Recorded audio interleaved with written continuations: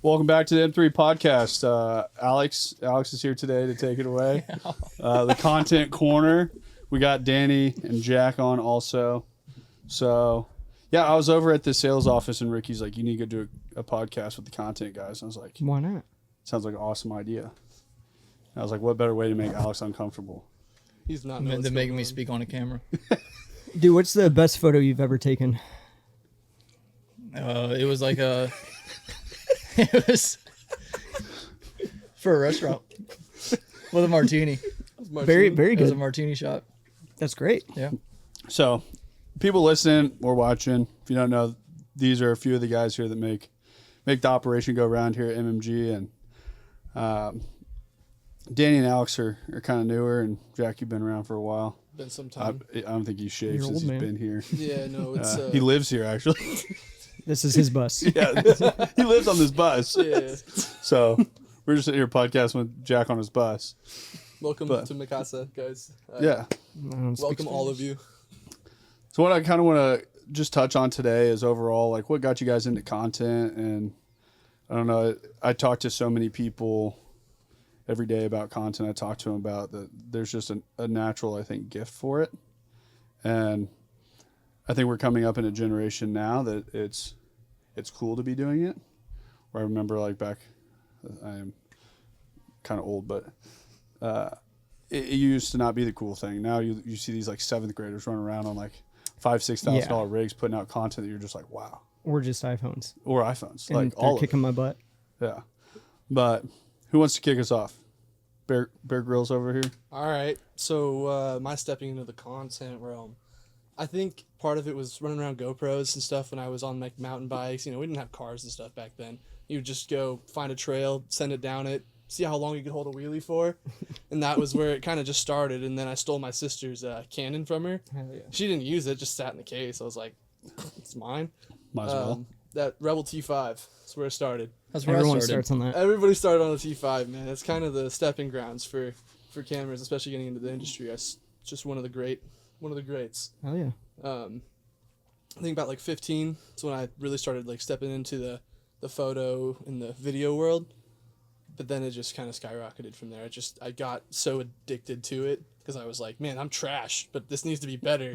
It's just one of those things. You're not good when you start, and you gotta understand that you're not gonna be good at all. Yeah. But it's where I'm at now. I just kept spiraling into it. That was kind of the opposite. I sucked when I first started, and it completely took me off the rails. I gave it up. I couldn't figure out white balance. I remember a buddy and I went out one night to shoot photos, and it was everything was orange. That's why you use auto. Yep, that's right. I was a big auto guy in the early days. I must have switched that mode off because everything was orange. I remember that night I set my camera down and didn't pick it back up until my dad gave me his film camera. I was like, less settings, and then I fell back in love with it. Yeah. I remember when I got first camera, I was like, I don't know why they have all these buttons on here. I'm like, if you put it in auto, you just roll. I'm like, I used to take crispy photos, and the early days we actually didn't even know how to get the photos. Like, we didn't go from camera to computer. Mm-hmm. I had Sony, so I could airdrop them to my phone. So I Bluetooth them to the phone. We were talking about the SD card story. Yeah. I also didn't know how to format SD cards. So, That is He had a wild bag to me. full of SD cards. yeah. So I'm like, dude, this is expensive. It's expensive hobby. Yeah, I'm like, why do some of these people buy these Format like, the really, card. yeah, these really expensive ones? And I remember that when Ricky started, just the content background was like a whole when he came on, and it was the fact that we sold content before that was actually kind of nuts. And I remember a client that they're like, hey, can you send us over the raw files? I'm like, I'm looking at Dre, I'm like, I don't know what they're talking about. And then so we get on, we're like YouTubing it, like, what are raw files? And I'm like, I think to get those we have to put them on the computer. And then we like put them on the computer, like, holy shit, these are really clear. I was like, why are these so much better? And then when Ricky got to the house, we didn't know how to use audio, so we had no audio before Ricky joined the team. So Thank God for Ricky. thank God Ricky came along and got some audio. But Danny, what got you into it? Growing up, I've always loved movies, and I've always just been a very like visual person, whether it's been like learning new things like in math or reading or whatever. you can never just explain something to me. I always had to visually look at it. And growing up, like obviously my buddies and I in grade school, we always got the camcorder out and try to make cool videos and whatnot, or like cool videos on the first like flip phones you had where like you could record something and then you could stop the video and like make someone disappear or whatever and then record it again. You're like, oh, they're a ghost, whatever. But just doing that, my first official camera was, I think it was like a GoPro Hero 4. And I just brought that around with like the super wide angle lens. So, and I was kind of the same way where I was like, I don't know how to make this look cinematic and I don't understand why it's not looking cinematic. And I didn't want to. What age was this? Oh, this was now, I mean, my personal camera, this was like 17 or 18 or something like that. Okay, because when Ricky started, I'm like, dude, how do some of these people make these videos look so cinematic? Yeah. He's like, you have to get a really low f-stop. Yeah. I was like, I don't know what that f is. Yeah, I didn't even, like, at this point, I didn't even know what 4K was. I saw like 1080 and then 4K. I'm like, what the fuck is 4K, man? Seems like a larger file, and I'm going to take up these, I'm going to have to get more SD cards faster, okay? Yeah. All I knew was like, this camera can go underwater and that's cool. So then I went to college at Rockhurst, graduated with a marketing degree, wanted to go into video marketing. And then during that summer where I was kind of job searching, I realized I just wanted to do video production. So then went to film school, actually got a real camera, which is a Sony a6300 was like my first real sort of camera. Everything sucked. I was horrible at videos, auto white balance, auto everything. Again, still didn't know how to make it cinematic. Sometimes you can't dog on auto. Some people don't know how to use manual. Some people would be better off using auto. There's some like videographers out there. I'm like, hey, homeboy, toss it on auto. Get to that green dial. Yeah, it's gonna help. It's gonna help you out a little bit. Yeah, but honestly, to the point where I'm at now, just trial and error. Like I fucked so many shoots up, just because I didn't know what the settings were, or I just didn't know the environment I was shooting in, and then you go back, you look at the footage, you're like, oh my God, this looks horrible. I'm never going to get another gig again. And then YouTube, why it looks that way, how to fix it. And then just hopefully you get on the next shoot and they allow you back and you just keep working at it. Yeah, I always struggled a lot with, once I started figuring out settings, I'm very OCD. So it was like I quadruple checked every time I was filming. Yeah. And then I was always a really big like gimbal person. Like if I was videoing, my camera's on a gimbal. Mm-hmm. Like I think I developed Parkinson's. Like anytime I hold a camera without a gimbal, I don't know where it comes from, but that's not a dog towards anybody with Parkinson's. But we love you. Respect. Much respect. But no, I remember going out once with Ricky, and he's like, "Dude, just run it handheld." I was like, "All right, yeah." I'm like filming, have my monitor on and everything. I'm like, "This is crispy." I'm like, "This is so nice. I get such awesome shots not being on a gimbal." And then later we get back and we put it on the laptop. I'm like, whoa. I was like, it's all like, I'm like, was I moving like that? And then they always dog on me because I breathe heavy, like when I'm filming. So then you gotta point away from the mic whenever you're recording. just angle at the screen. Anytime you want a shotgun mic. No, but it's it's actually so once I got my first gimbal, I was the same way. Like everything I'm shooting has got to be gimbal. And then there was some shoot I was on where like everything was just moving too fast to where like I'm going in like gimbal lock and I was like, you know what? I'm just going to do this handheld. I got to try it. And now I almost prefer shooting handheld just because you can just move much quicker, dial things in, but there's definitely a time and place for both, I feel like. I also think when you get better at editing, I think you can run more handheld. Yeah, right. So that everything together a lot better. Once you understand that you can cut just that sliver of a clip, and that shake actually does add to it. Yeah, cutting in motion just makes everything look a little spicier. Yeah. In the final product. But there's like nothing that irritates me more like when I watch a video that somebody uses like a 3-second clip and there's just like this big like notch in the middle. It's like that was the moment not to use. Yeah, I'm like, oh yeah. Or just like maybe that wasn't the long shot that you put in there. Yeah. Like that wasn't that crispy smooth shot for that spot. Yeah. So that's where when Ricky and I would shoot, like we'd always go out and we like bounce ideas, and like I learned a lot off of him. And he's like, sometimes if you just want that steady shot, he goes, don't, like I always used to think I had to be moving. I think that was like the biggest false narrative of like videoing I used to move nonstop. Yeah. And Ricky's like, dude, what are you doing? Dane's just running around in a circle around like some. Well, as I was always filming a car that was stationary. Right. To where he's like, dude, just short movements. Like, and we'd film houses, and I'd be like, well, like with my gimbal and everything. He's like, why are you always moving? I was like, he'd just be like, he's like, slow, motion. small move, and then Yeah. he would like get on. I'm like, wow, that looks a lot better.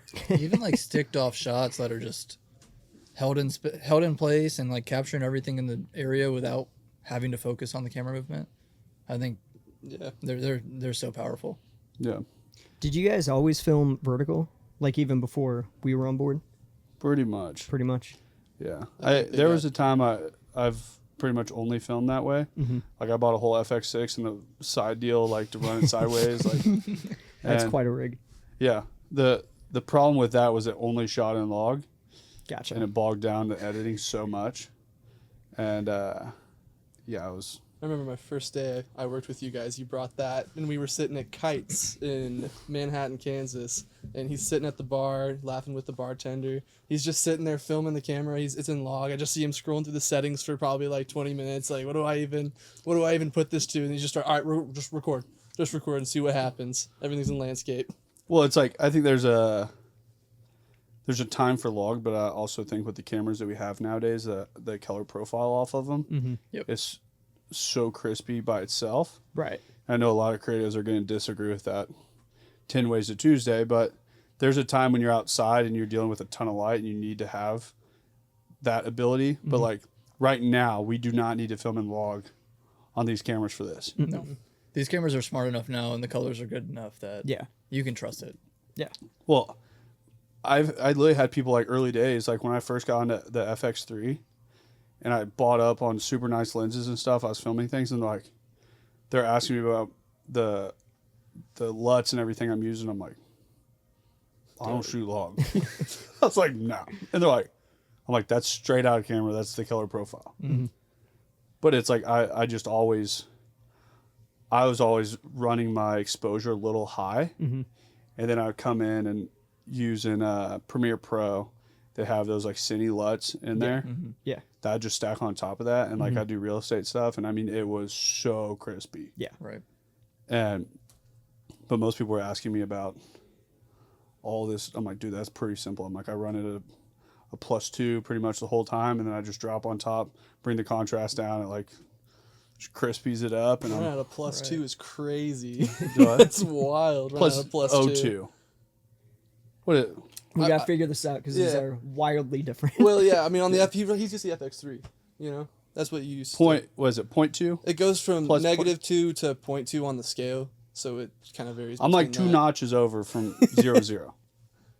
Just a little, Okay. couple stops. Yeah. A couple stops. Yeah, just bad. a little 2 stops. Yeah. Yeah, I always It just, works. It yeah, works. 2 stops. Yeah. I could eyeball it pretty well too. Like, That's I the big looked at thing. it, I'm like- Eyeballing it. Yeah. but I always looked at it trying to be just a little overexposed so I could bring it down. Yep. That helps a lot. That's, But- I mean, I hate it when there's a shot and just, you know, maybe your subject is properly exposed, but then your shadows are absolutely crushed. And I'm like, I'd rather them be just a tad over Yeah. so you can see that detail a little bit, or you can mess with it later. But yeah, I think that, because I used to never shoot log. And then once I got my FX3, I switched over to log. And then I was like, oh, I'm never shooting anything but log again. And then when I got here, I was like, yeah, so you guys shoot log, right? And they're like, no, no, we never. And I was like, oh, shit. All right. But Which it's there- like there's a space for it, but then there's also like when we're just doing like a lot of movement, a lot of Yeah. editing, and it's like the volume side of it. yeah, Sometimes if you're playing like, I think that's where it was always like kind of difficult for me, like especially when I was editing. I'm so like particular and I want it like perfect. Yep. it That if eats you're up your time. yeah, Yeah. if you're sitting there editing a video, you can edit a video for 2 hours and hit it 90%, 92%, Right. and then you can edit for another 2 days to get to a 94%. Right. Yep. Like that's the wild part is there's never end to it, and that's the hardest thing that for like the company as a whole, like everything, it's like the variable factor that I haven't been able to figure out. Yeah. because there's no like, I'm very mathematical. There's no mathematical equation that you can put on content. That you're like, this number every single time, this is how it's done. Yeah. Because you could edit a video, you could edit a video, you could edit a video, and then be like vastly different time frames of being done. Mm-hmm. He doesn't even edit videos. He doesn't edit He videos. knows what's going on. Doesn't even know what a video camera is. He'd say, hey, Alex, you got you've been the doing this for CapCut 3 login? days, bro.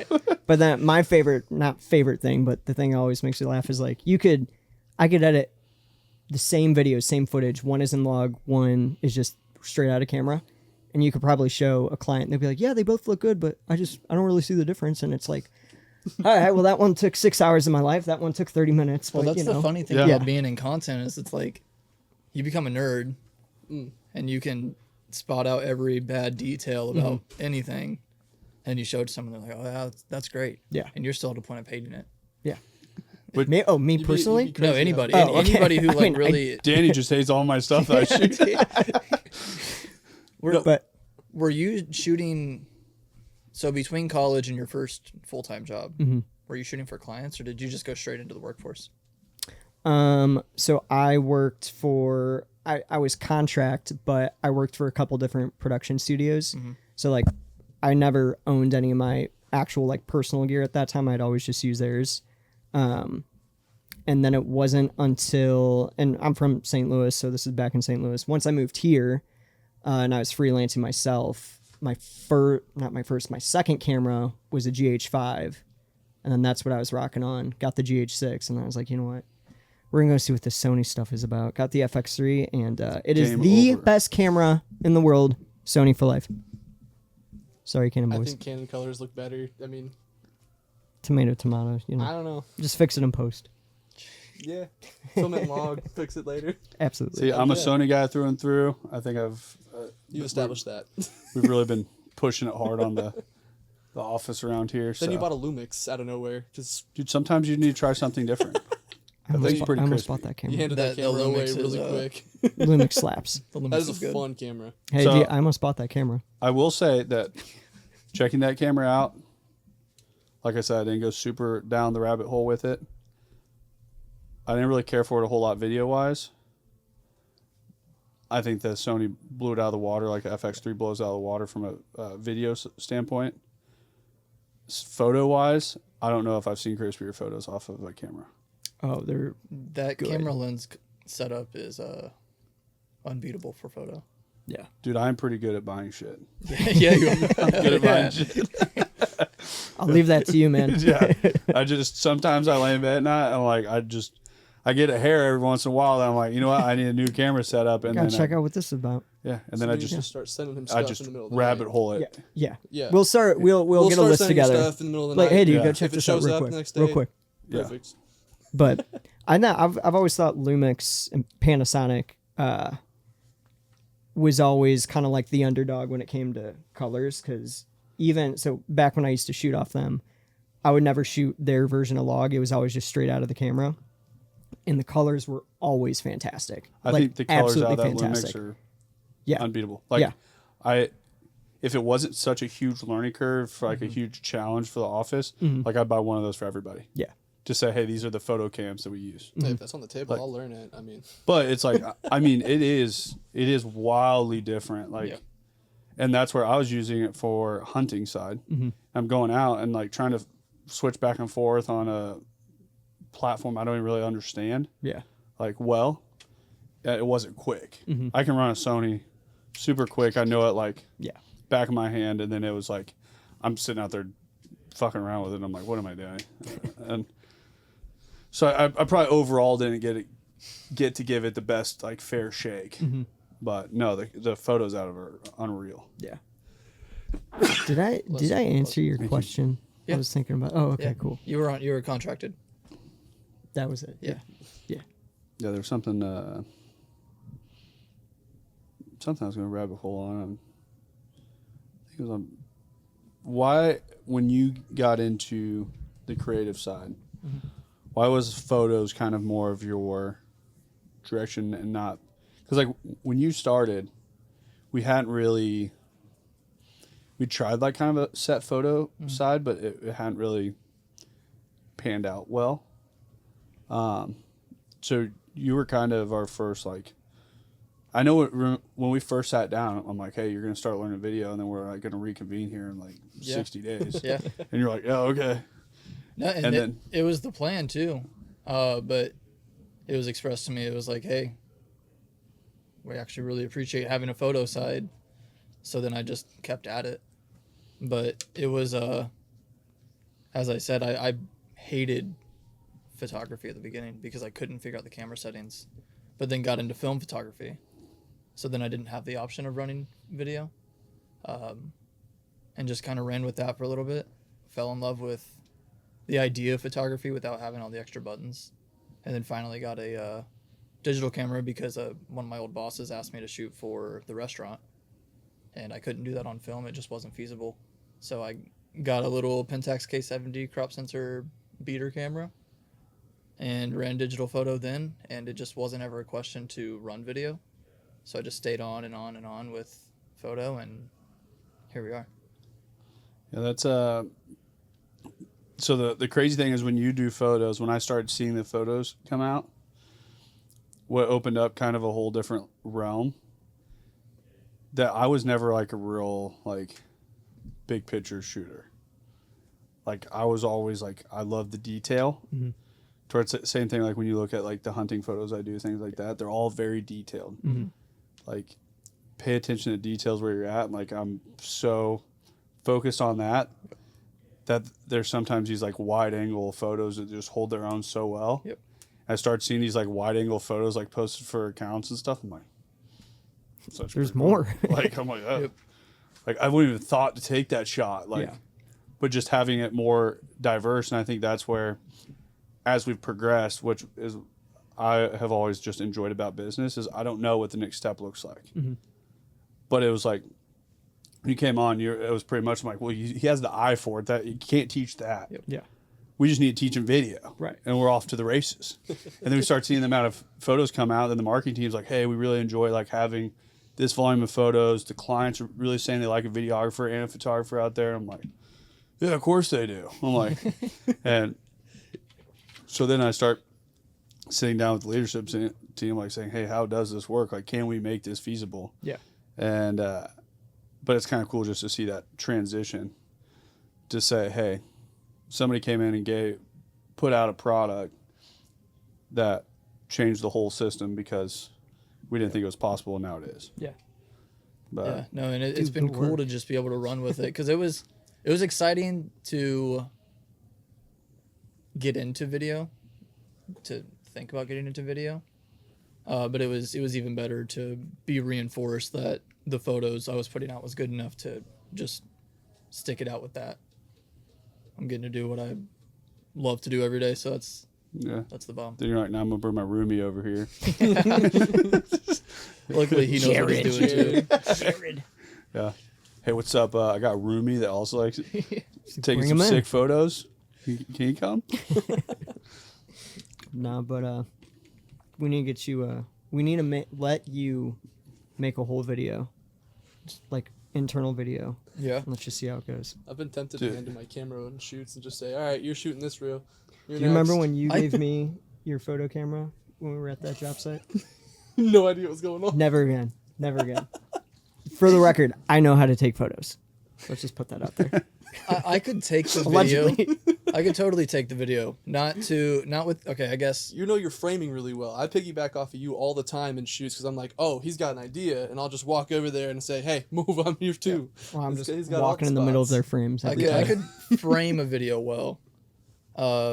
We were shooting the dealership one time, and you handed me a gimbal, and my world exploded. He's like, you want to walk this way, push the lever this way. So I tried, and it's going the wrong way, and then so I try again. Take this gimbal back. I'm just gonna do it by hand. Just set it down on the ground. He's like, all right. I don't need all this technology. So from the video side, like I think it's always wild that I think the learning curve in video. I think that was that was one of the points too. That also in the editing forefront, that I've edited for years, but there's still people I sit down with that just edit circles around me. Mm-hmm. Yep. But they've just been doing it so long that it becomes second nature. And now with what our editors do also, like I was looking at the timeline for that MMG video our 5-year Oh, video. I'm sure it's Yeah. absurd. Oh, yeah. Oh my god! I was like looking at that. I'm like, I would have lost my mind. I want to know where he got all the graphics from for that, because that's actually like they were solid. Yeah. The way Yeah. they formed into everything. Like I need to figure that out. That's my next goal. So I got to find that stuff. But it's like I tell people all the time, and like I'll have people that are like, well, I'm gonna hire a marketing person in house. They're gonna do all my video, all my photos, and all my ads and all my social management and everything. I'm Good like, luck. that's like 4 different people. Yeah. I'm like, good luck finding that person. I'm Burn like, out if in you, one day. That's If you find that person, right there. yeah. We'll pay him more. but you it's a lot of money. it's both sides of the brain that like I feel like I've had a unique movement because I feel like I am decent on a camera. Yeah. I think I have a lot to learn on an editing You're forefront. really good with like the product stuff I've seen. Like especially, I remember the food shoot we did where you were just going crazy in the kitchen and everything that came out was fire. So But most people like look. I've just always had an eye for it. Like I love photography and videography, and it was like when I started picking up a camera, even when I ran auto, like I'd put stuff out and they're like, "Your guys' photos are just off the chart. Who does your content?" I was like, "Well, I'm doing it." This guy.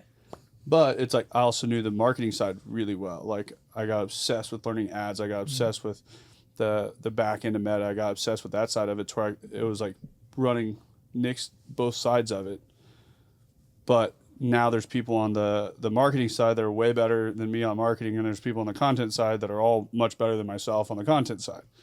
So it's like I was a jack of multiple trades, master of none. Now we have master of all trades, and now I'm like, now I see if somebody's trying to put someone in place in a business that how difficult, and most of the time they just overwhelm them and then they go away. Yep. And they walk in somewhere, they're like, well, I just want to do this. Yeah. I think for a long time I was really bad about trying to press people into where I wanted them to go, not where they wanted to go. And as we've like moved forward, I feel like I've kind of became better at letting people fall into place of where they have their best strengths. Where before I tried to create everyone's strengths, Yeah. and it's makes it a difficult path. watching people grow is fun, man. Like It is. Yeah. Everybody's gonna just keep elevating on their own thing as long as you just say, "Hey, fix that." They're gonna figure it out. Yeah, I mean, you got to have a solution to your problem every time. and I talk with marketing all the time, and it used to be like the great divide in the office of marketing and content. That it was like, I was always worried that I was gonna like walk out of my office and like World War III would be going on in the front lobby. And it was like, marketing's not doing this. Like, they want this back today. There's no way I can edit this. And then it was marketing's coming over like, content doesn't have any of my fucking videos back. And I'm like, what? Stop. I'm like, why don't you guys talk to each other? I'm like, nobody talks to They just come to my office. And I'm like, it was just like wild watching the experience of it, but then seeing us now and how just unified the whole company is from marketing to content. Yeah. And how we execute things, and then there's a much better understanding from the marketing side of the timelines. There's and building a better expectation client side are the things that we still drop the ball on 100%. But I think the process now is, wildly different from a year ago. Dude, you guys picked me up in a pickup truck and said, "All right, let's go." Drove 4 hours that day to location to location, just shooting cars at dealerships. Jack slept with Ricky the I first slept night. with Ricky. Hell yeah. That was the initiation. That night he turned into Rick. Xavier clipped that. Yeah. That's But gonna I be think- that's going to be the first part of the highlight We'll reel. show a clip of Ricky with hair and then a clip of Rick with no. But I think, kind of going off what you were saying, I think a big part of just content in general that, what are you laughing at? I think a big part about content in general is, like understanding how to manage people's expectations too. So like the client wants, they send you a Nike commercial and they're like, oh, we could totally do something like this. And it's like, well, you can, but this is what we're working with. So like, it's going to look something more like this, not like that. Or even just editing timelines where, someone needs to edit, or there's 10 reels that need to come out. And they're like, oh, well, they're only 30-second reels. It's just going to take you 30 minutes to do or something like this. Well, we got to download all the footage. We got to organize it. We got to chop it up, find the music, fix the audio. And there's just, I think there's a part of it where you just have to like over explain things to people a little bit and just make sure you're managing their thought. Cause it's all a creative process and like everyone kind of runs wild with, their thoughts sometimes, but there's like doable things, there's sort of doable things, and then just completely not doable. And so just like trying to manage, I guess, that point. And I think what we've became a lot better as we used to sell content. We don't sell content anymore. Yeah. It's a piece of the puzzle, but we sell the results of what business owners are looking for.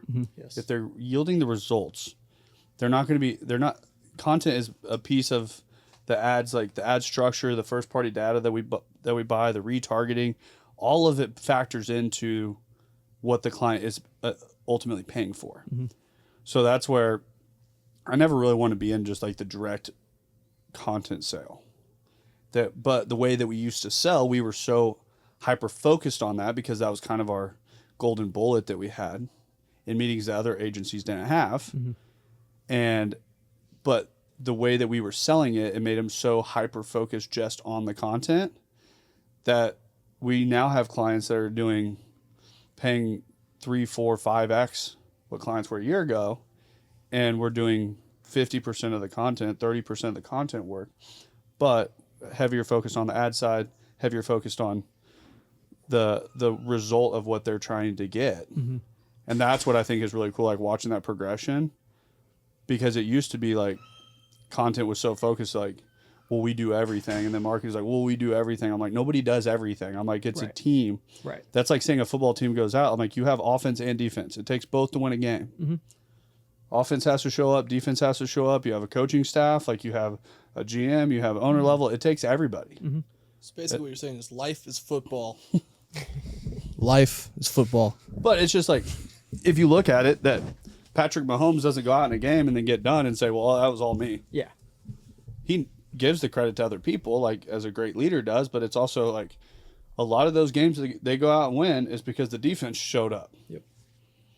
So it's piggybacking off of both sides. There are certain clients that do hyper focus on the content. Say, hey, we just want to look really cool online. Yeah. So it's like, great. We know that this is a client that they're going to have all eyes on their content.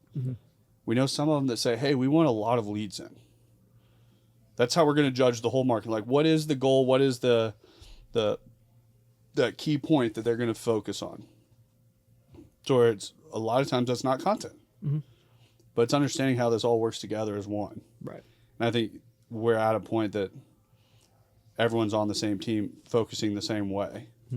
And I think it's, I know it's hard in the content world not to get like overly obsessed and then like a crazy amount of ownership in what you make. That's something that I never really had like attachment to what I made because it was like factored as being a business. But I know that like as a creative, like I understand it, that people put a lot of work and a lot of effort into it, that it's like, oh, this is like what I did.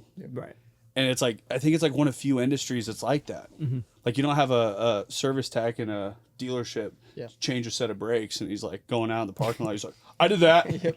I did those brakes. That was me. It's like Art. Yeah. But it's just like, and it is like, it is art of what we're doing, but figuring out how it all goes together and then being able to put those things aside to say, hey, this took a marketing strategy to go down. This took the meetings with all the clients. This took a content strategy. It took all these different things to make this reality, to then go back to the marketing team to handle distribution, to build ads around this, to yield the leads for the client, to ultimately at the end of the day that the true winning piece that we have is if the client's happy. So it's like, I think that is a hard disconnect in the content world. I've seen people that will be their ultimate downfall in content. Yeah. Being too nitpicky. Like I just posted the first time in in over a year. I made that video in February, guys. It's been a long time. I was just The one today. too picky about Yeah. it. I just haven't touched it. Yeah. And that's why I haven't been posting. I'm just way too picky. But I think it's to the point of being so invested in ownership of it. yeah, That I get it. that's what I think keeps a lot of content people, not in a bad way, but kind of broke. Like keeps them from financially finding freedom. Yeah. Yeah. That they're more concerned. Like I've always looked at this as like a cool opportunity. Like we get to do what we love every day. Like this doesn't feel like a job. Yeah. And it's like if I could pick one job that I did here every day, I would pick your guys' job. Yep.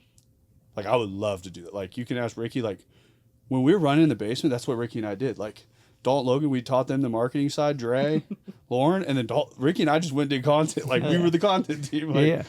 So for a long period of time, like, that's what my job was. Mm-hmm.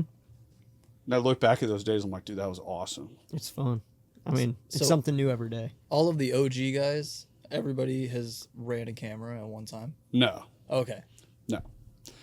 Logan, Dalton, not gifted on cameras. I was Like, gonna say, you handed them a like, camera. but I will say, like, those dudes will run spreadsheets around you like Oh, yeah. nobody's business. Like, And I'm happy they can because I ain't doing that. Yeah. That's And- not on my line. I mean, they can do what it would take me 30 days of doing spreadsheets in like probably an hour. Jeez. So it's like that part of the company we need. Like, I don't want to be like, I'm not that guy. Like, Yeah. but when we were in the house, like, we figured Dre was on a camera for like vehicle photos, but Dre was never like a, We saw his vlogs. yeah. His vlogs was about, Dre, good try.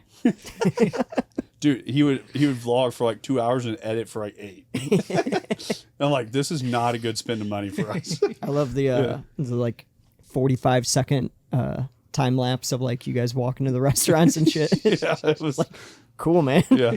Who filmed the Harry Potter skit? I think that was Ricky. Yeah. Dre just wanted to do that, didn't he? We were trying to come up with ideas, and we were like watching. We've had our fair share of like points where we've just went off the rails on like trying other things. Like, we used to be really quick, just like make some rash decision to like do something different, which we're much more calculated now. That we like, I'm the fast trigger puller. Yeah. So there used to be no one else to monitor Dane on You that. couldn't stop him, guys. He would just go. So it was just like, like idea, execution now. Yeah. Like, that's what we did. It was just, It's like the old office. The one day we were just sitting there, probably 4 o'clock, end of the workday. We're just hanging out. It's Friday. All of a sudden, I just see Dane ripping off the top half of his little wall for the old like lounge area. Just the whole wall starts coming down. Just all lugging it out before we leave to our cars. Just the whole thing's gone in probably less than an hour.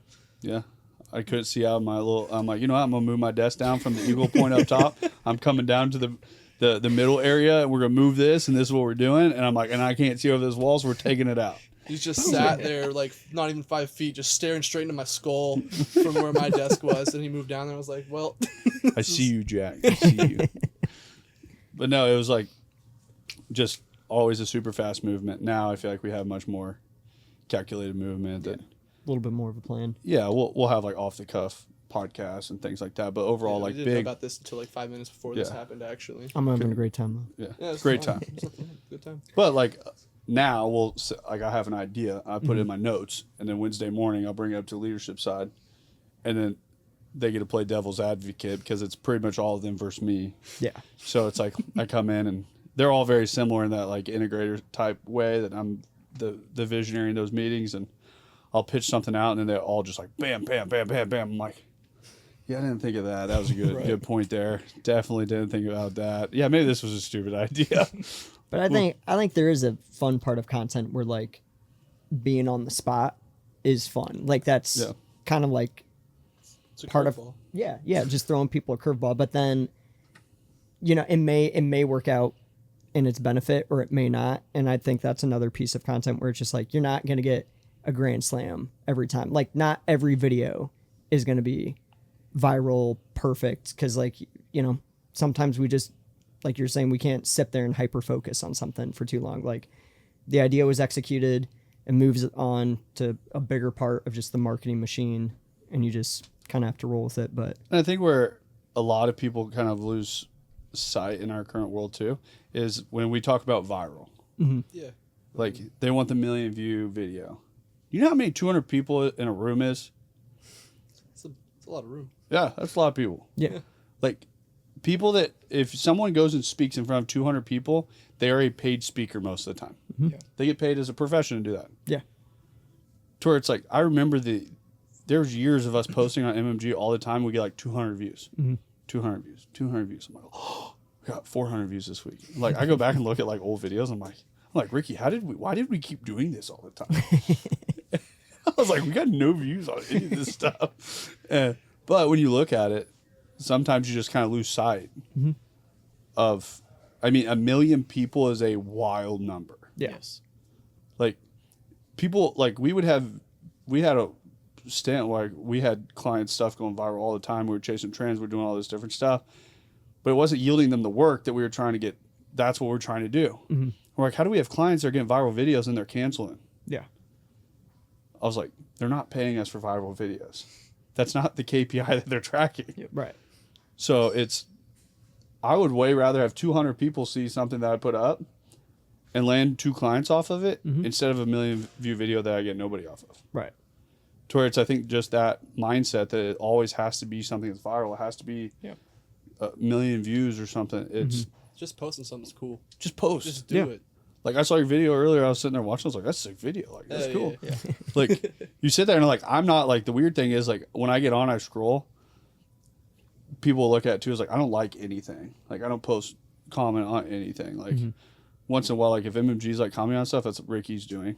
But like, I don't like stuff, and I'm like, I try to reshare some stuff to stories here and there, but I really don't scroll social much. Yeah. But it's when I do, I'll see stuff, and I'm like, oh, that was cool. Like, hell yeah, I'm like happy for them. Like, that doesn't mean I have to comment on it or post on it. And then later I'll see something. I'm like, yeah, dude, I saw that you did X, Y, and Z. They're like, you saw that? Like, yeah, I know you got 200 views, but I was one of those 200 people.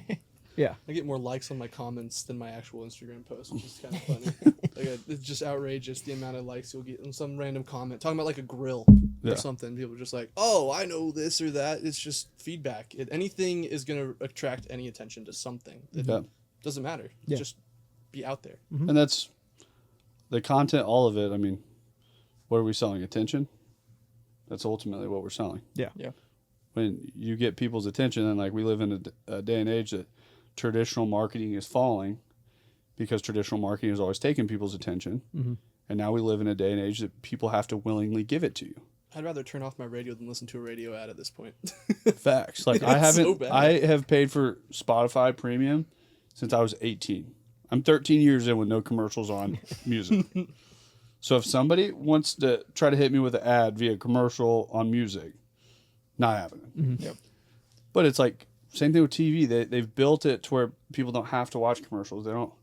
Yeah. And ultimately, it's because people didn't like them. You think they restructured everything because everyone loved commercials? I picked up a shift at a restaurant this last weekend because a buddy needed a day off. And I was talking to the owner's kid, who I think she's 10. And I was like, do you watch TV anymore? Like, do you know what Nickelodeon is? She's like, I know what Nickelodeon is. I was like, do you watch it? She goes, no. I said, do you just use Netflix, Hulu? She only uses Netflix. So, yeah, TV ads are even going out. Radio ads are out. It's all ad spend on social media nowadays.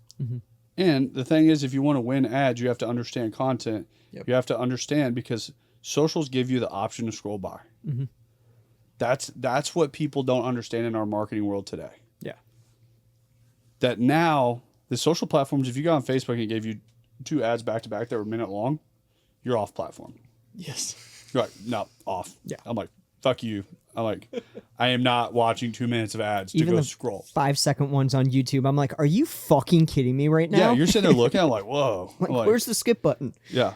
And then the first time that happened, somebody's like, you can pay for like a higher like YouTube channel thing so you don't have to watch those. I'm like, I bet. I'm in. So, but now, so when you have social ads pop up on Facebook, you have to get somebody to stop. And now they're willingly going to give you their time. And that's what I like. That's why I've never filmed landscape. Yeah. I do it for the personal gratification, but I get you have But to do from the stuff. the native platform to blend in, if you see something that pops up that's landscape that doesn't fit the feed, you know it's an ad. Yeah. Almost immediately.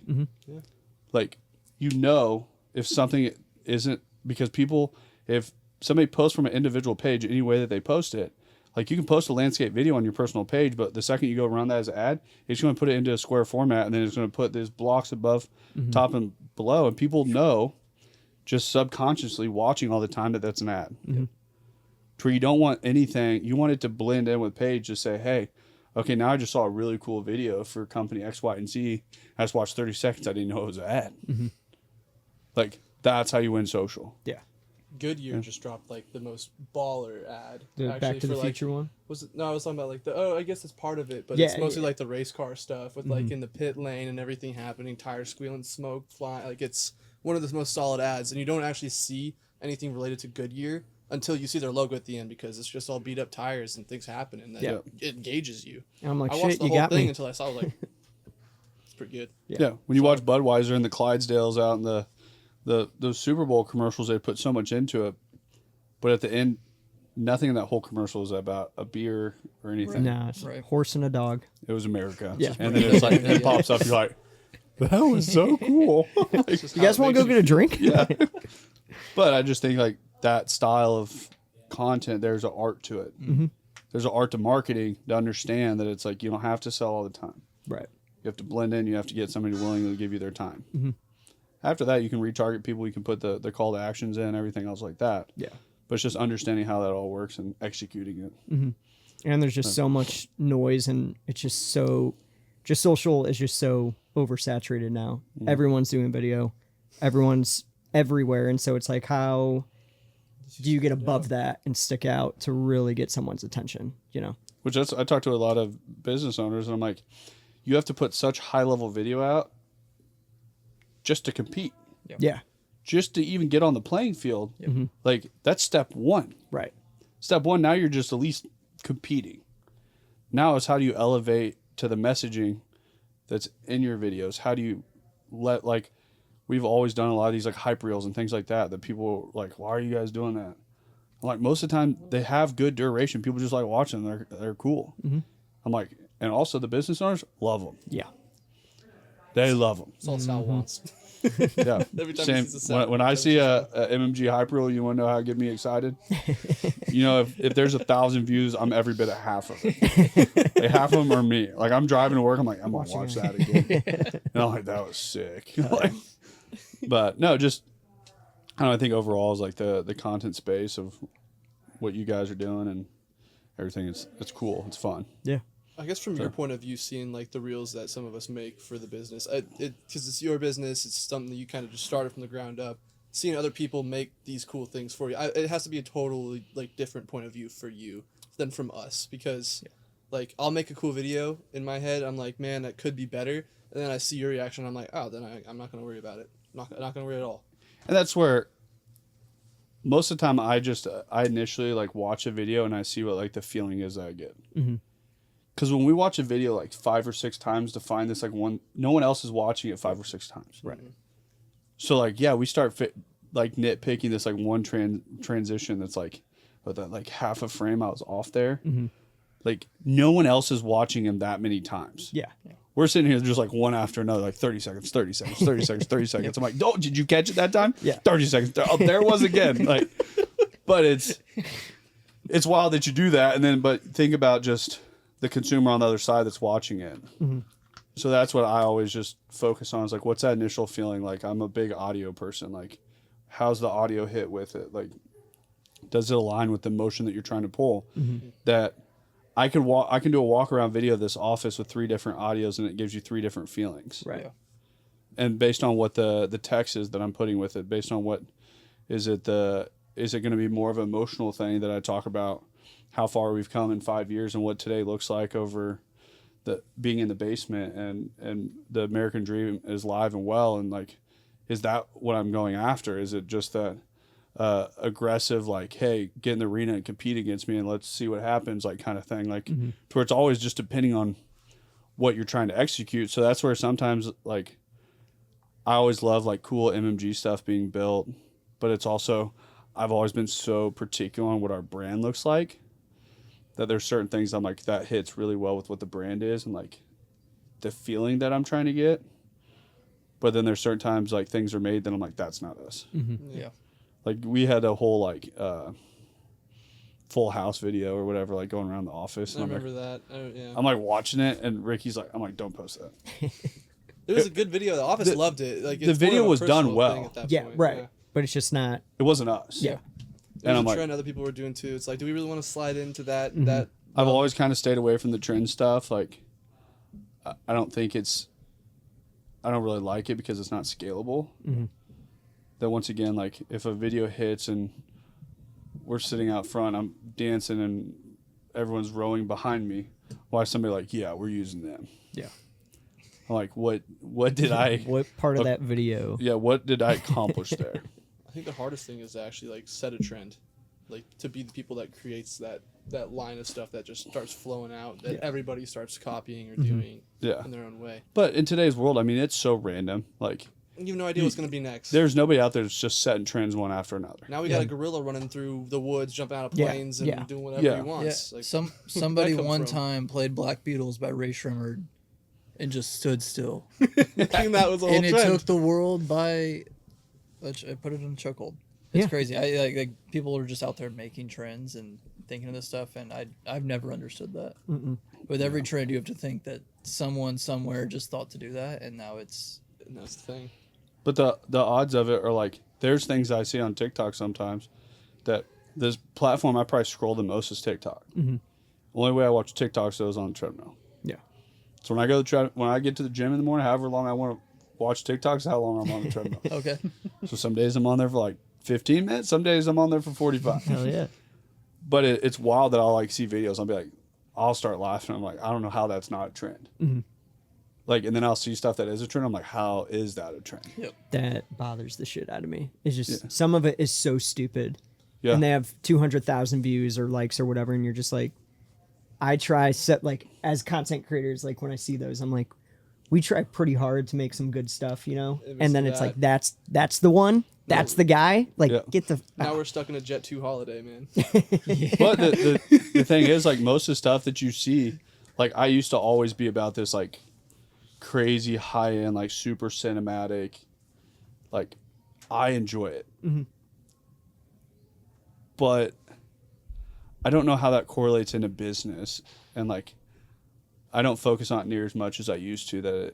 Once again, it was trying to sell content that I was always trying to, like, I was like, we need FX6s. We need this to, like, get to this next level. And, like, we need this just, like, I know guys that put together some of the craziest production stuff that I've ever seen, and they can't figure out how to pay their bills. Yep. Yeah. Yep.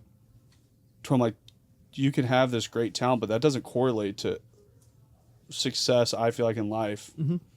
That it's hard sometimes where, and that's in a lot of different respected fields. There's guys that are great at football that never went to the league that's paying none of their bills. Like, you can have those talents, but then how do you position that into something bigger? And it's, I don't know, that cinematic stuff. I mean, there's a guy that we used for a while that just so naturally gifted that he would put stuff together. I'm like, no questions asked. Like, we could shoot documentaries like for TV. Yeah. Clients hated them because they're way too long. They got terrible view rate online. That just none of it was adding up. I'm like, And I was trying to, like, figure out how to position it. I'm like, you put a super long documentary together, like, that's 5-10 minutes on a business. I mean, like, our MMG watched it, and then I knew, like, personal people that knew me.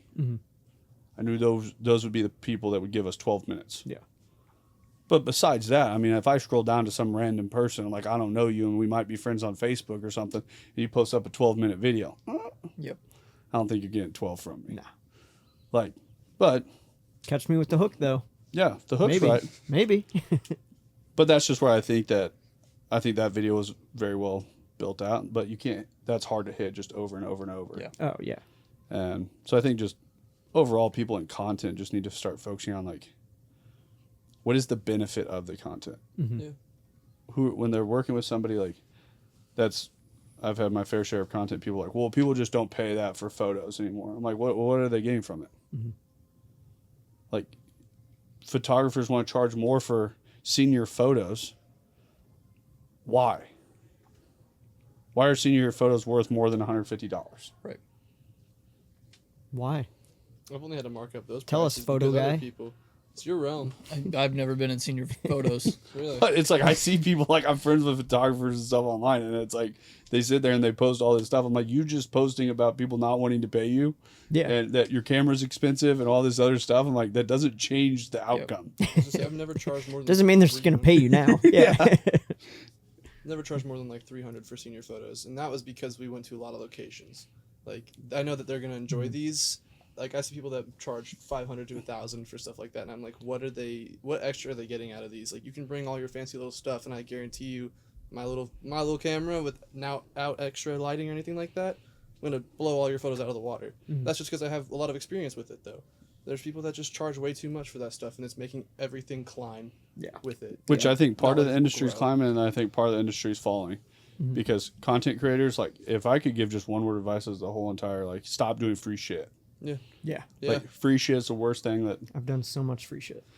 Well, it's content. People are forever like portfolio building. The amount of people that reach out to us to do, like, we've had the Chiefs reach out, we've had the Mavericks reach out, we've had like all these, like, people will go do sports stuff and you don't get paid anything for it.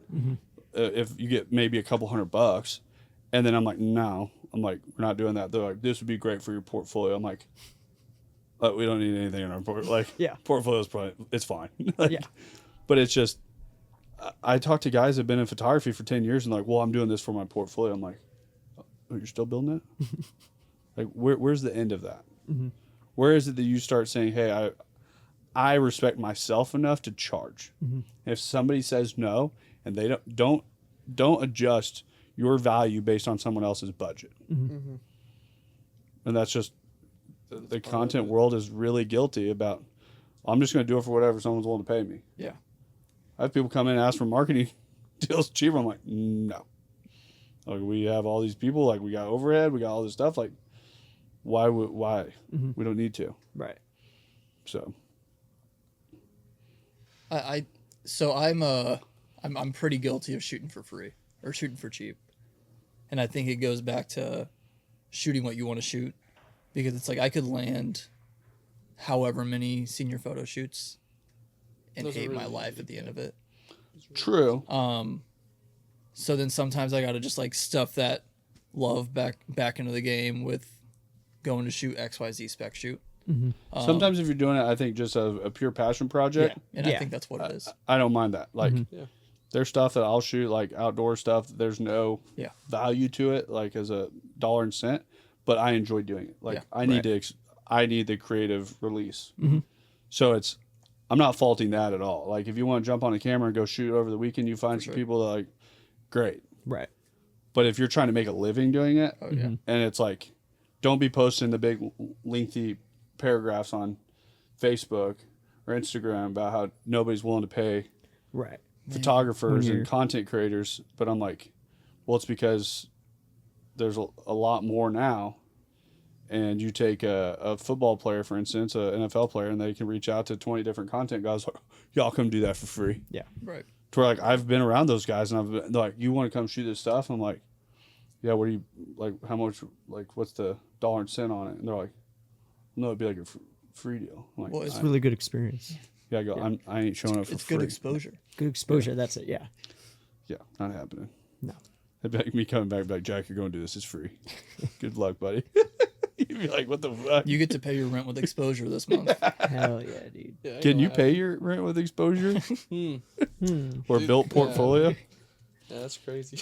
I don't even know how to respond to that, honestly. Yeah. I've had, like, my new place, they're like, hey, honestly, if you want to come shoot some stuff for us, we'll knock some money off your rent. And I'm like, I don't need that.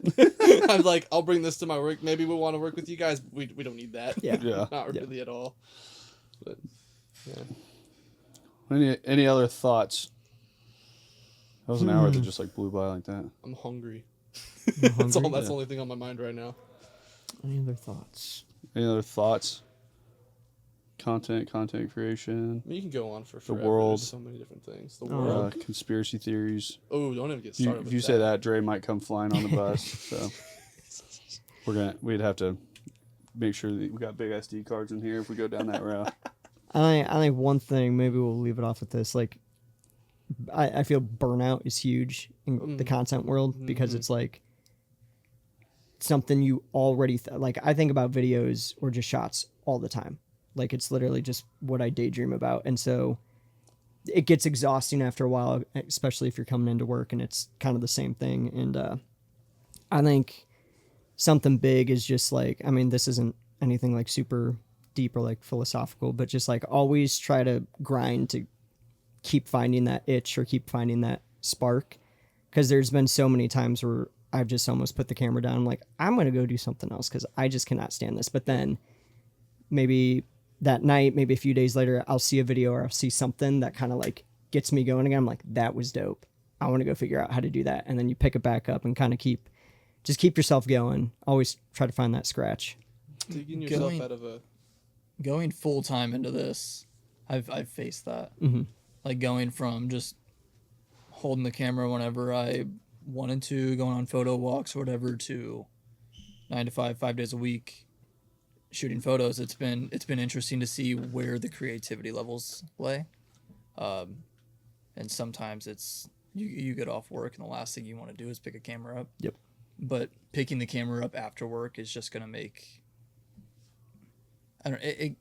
that's given me so much more creative juices, like shooting outside of work. Yeah. Because then you bring that back into work, and like I brought my work camera home because you'll go have a bad shoot. It's like, man, it must be the camera. And you go home, you shoot with it. It's like, no, it's me. Yeah. I've done that a couple times. It's like, okay, wait, this is a really good machine. Yeah. Digging It's yourself out of that burnout is probably the most like achieving thing though. Yeah. You feel great, and the amount of things that you can accomplish when you're done with that burnout, like it's gonna be slow when you're dealing with it. You're not gonna know what to do. Everything's gonna feel like it's just dragging you down. Yeah. But when you get out of that burnout, it's open gates. Like you can just go. Everything's there. Everything's easier. It's I don't know, that first burnout working here, because this was my first big job, camera in here, trying to do camera outside. I didn't want to do anything at all, but now it's just like I bring camera with me everywhere. Yeah. Yeah. You kind of have to. Yeah. And I think kind of going off what you were saying, like, and what you were saying, the only way is to like keep shooting. It's as if like, you know, when you're working out, you get out of the gym, the next day you're tired, but you got to go back to the gym. But it's like, you literally just got to keep working at I think after the first month I was working here, I wasn't, nothing towards MMG, but I was having just burnout in general a little bit. And it was that night I went downtown and filmed those shots when it was snowing. Oh yeah. It was 2 a.m. It was 0 degrees outside. And I was like, there's no fucking way. But it was snowing hard, and I got this new mist filter, and I was like, I really want to go film downtown, but I was like, there's no fucking way I'm doing this. And I don't know How are you what. gonna say you got a new mist filter without shouting out Polar Pro? Oh yeah, sorry. Polar Pro hooked me up. I buy all of your shit. It's fantastic. But I was like, you know what? I'll go for 30 minutes. Just drive downtown 30 minutes. And I spent 2 hours downtown because first of all, because it was snowing so hard, nobody was downtown. So I felt like I was in this weird dystopian movie where like there was nobody, no cars, no people. And it was just, snow was coming down. All the lights downtown were on. And it was one of the coolest videos I've ever shot. And it just kind of got me flowing again. And then I got home and I edited for 2 more hours because I was so excited. Yeah, I was up till like 5 a.m. editing, and I come back to work. I'm like, guys, look at these shots I got. It was amazing. But you still editing it in the morning before work even starts. So but just like, what are you doing? The only way, I think with burnout, the only way is to you just got to keep going back into the fight and just keep shooting. Which the thing is, the wild thing is that happens in anything. Yeah. And I think a lot of times people will niche it down to think that it's just in their profession. Like, think about a factory worker that puts the same Ford F-150 seat in over and over every single day. Yeah. You don't think they have a burnout fatigue? Like, there's days that, like, when I just have sales appointments one after another and I'm never even over at this office, like, I built this as, like, my sanctuary of where I get to be, that I just, like, love my life here and the energy that it carries. And there'll be days I just take, like, appointment after appointment after appointment after appointment, and, like, 5 o'clock hits and I haven't even eaten. And I'm just like, I'm burnt out. Yeah.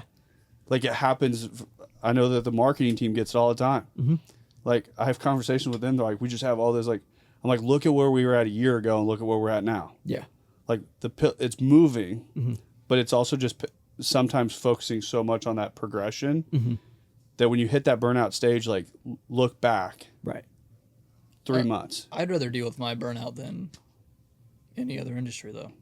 Yeah. It's built Like, so I'd much rather character. come to work next day and be like, Oh man, I have to take a photo today. Then I have to put a driver's seat in this F-150. Right. Yeah, and there's guys I know that do those jobs, and it's just like it's crazy because I know a guy that his job for 30 years was putting a driver's seat in. Yep. Mm-hmm. Yep.